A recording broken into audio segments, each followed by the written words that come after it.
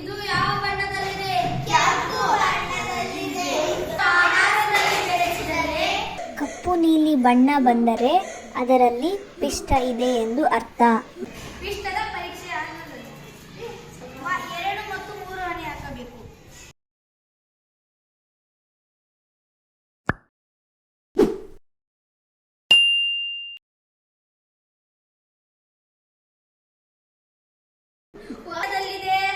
ನೀಲಿ ಬಣ್ಣದಲ್ಲಿದೆ. ಬೇಯಿಸದ ಅಕ್ಕಿಯಲ್ಲಿ ಪಿಷ್ಟದ ಪರೀಕ್ಷೆ. ನೀಲಿ ಬಣ್ಣದಲ್ಲಿದೆ.